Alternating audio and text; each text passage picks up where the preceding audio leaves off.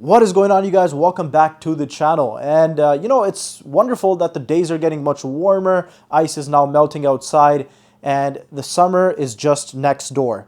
Before the summer comes, I want to prep this thing so that the engine and all its components are running at the most optimal performance. So, as many of you guys know, this is my Miata, and today we're going to be doing an oil change.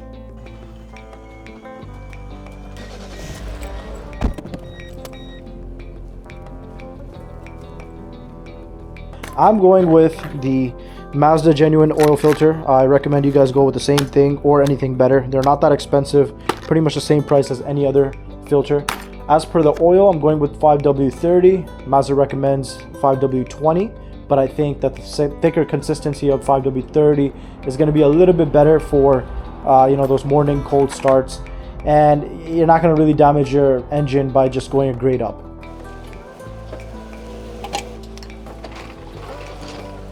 Now what we want to do is make the right side wheel go up, because we might have to take off the wheel on the right side in order to get to the filter.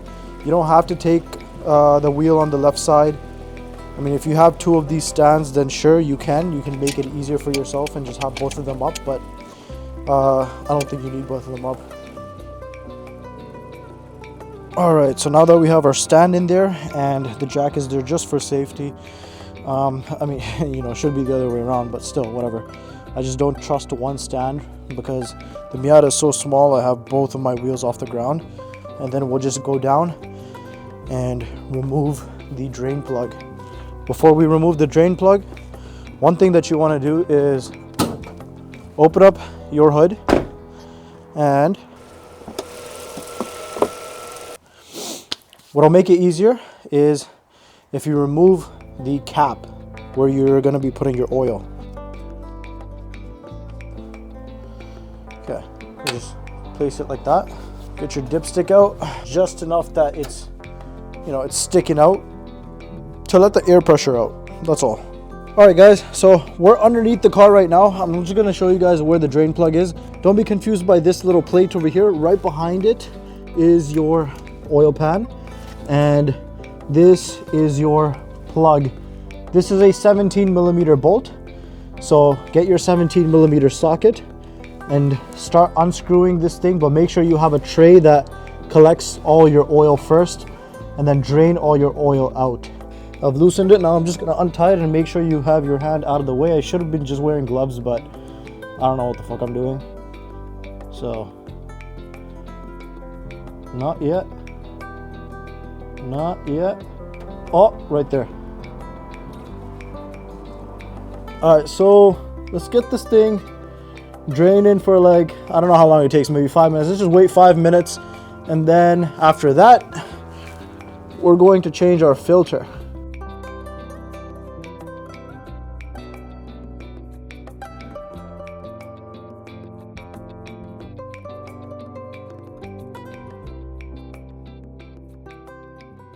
Alright, so the other thing is, don't forget to change these washers out.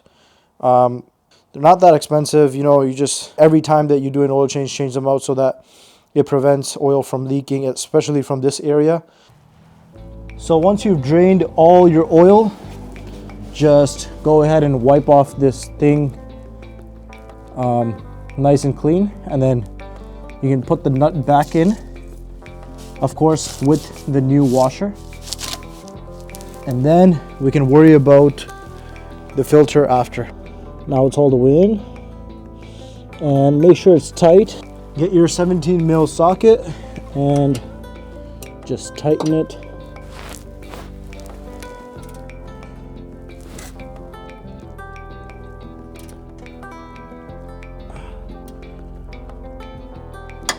Yeah, that's tight.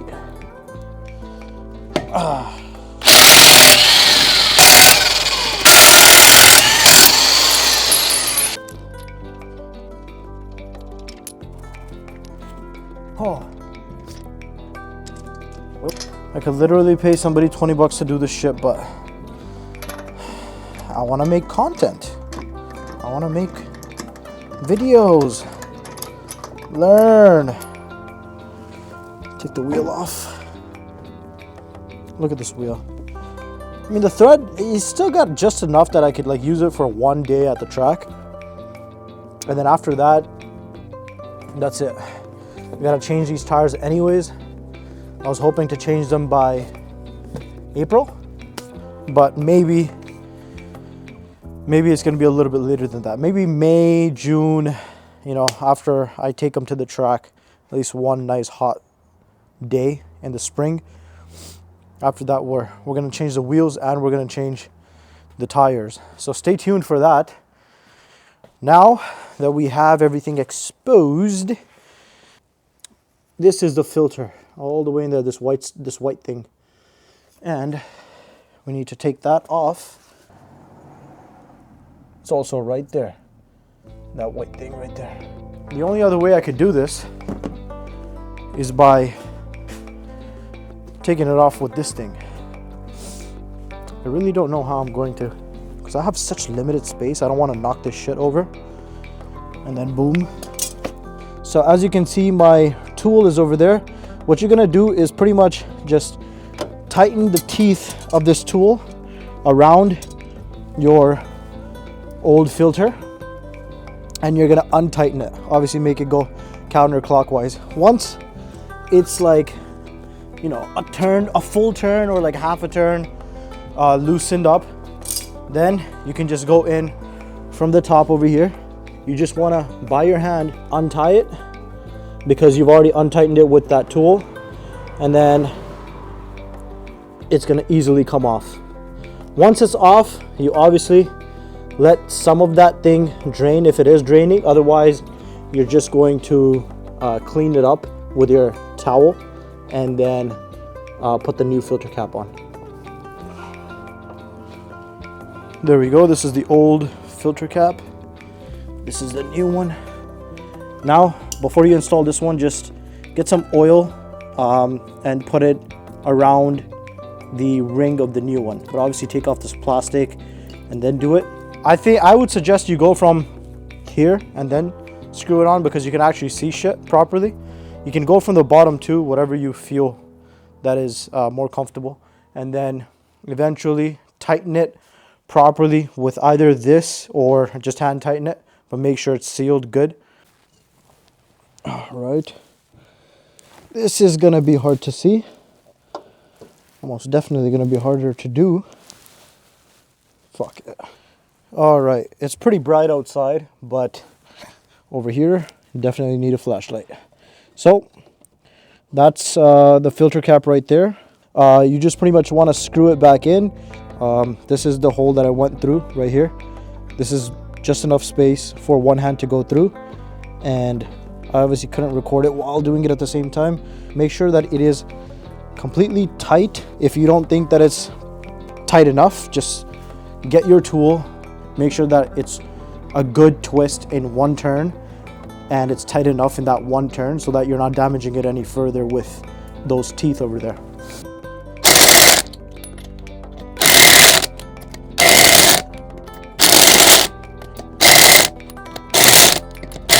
Now, the next step is to finally put our new fresh oil in. Each container is 4.3 liters, 4.73 liters, but I think this car only takes about 3.8 to 4 liters. So first, I would suggest put the 3.8 first. Make sure that the car is on even level, and then use a dipstick to see where the oil level is at. Best optimal performance is obviously you want to make sure that it is between the two lines or the two dots, and if you need to top up, you can just top that up from 3.8 to 4 or even more.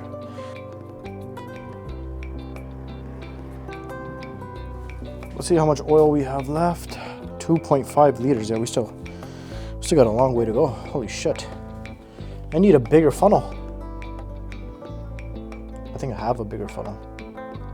We gotta get down to our last one.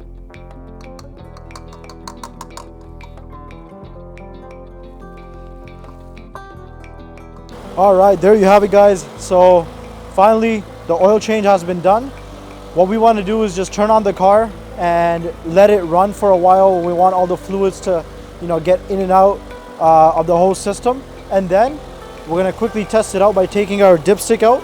We wanna test this out several times.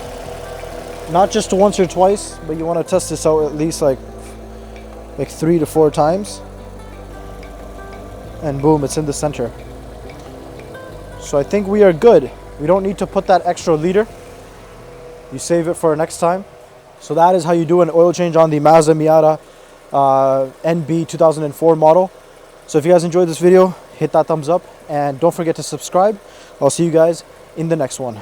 Peace out.